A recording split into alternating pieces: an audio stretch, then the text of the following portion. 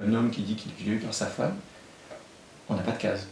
C'est simplement, on ne se le représente pas. Une femme qui se fait violer par un homme, on va avoir une réaction instinctive qui procède de toute notre éducation, de tout notre bagage culturel, des contes qu'on a eu enfant, avec l'image du loup et tout ça. Donc on a tout un bagage culturel, on a un langage pour ça. Il n'y a pas de mots, il n'y a pas de langage, il n'y a pas de conte, il n'y a pas de référent de l'ordre du langage, en fait, pour parler d'un homme victime sexuellement d'une femme. Et le fait de ne pas avoir de représentation, finalement, pas que les violences sexuelles arrivent aux garçons, c'est aussi problématique parce que dans la société, ce qui n'existe pas, ce qui n'est pas verbalisé, ce qui n'est pas pris en charge, ça n'existe pas. Et donc, la réaction intuitive, enfin très instinctive en fait, assez à l'humain je pense, c'est de rejeter ça. Parce que ça ne correspond pas au schéma. Le problème des hommes, c'est que les hommes ont été éduqués pour être des dominants. Or, figurez-vous, le viol anal est le symbole même de la soumission. Je pense que quand on dit soit un homme, un vrai, on se révèle à quelque chose qui est historique. Vous voyez ?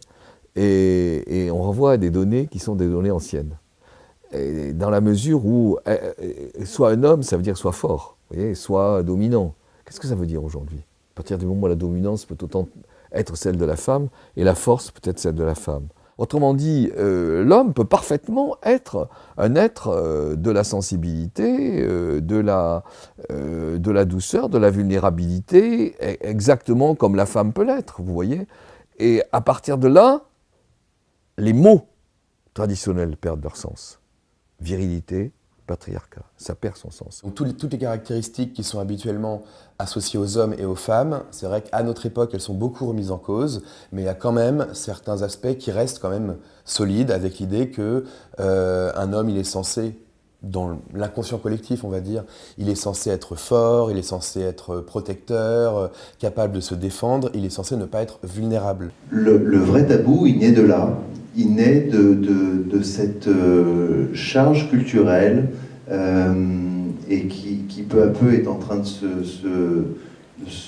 désarmer. Et donc, on est obligé de nier, en fait, qu'on a été violé. Et ça, c'est grave, en fait.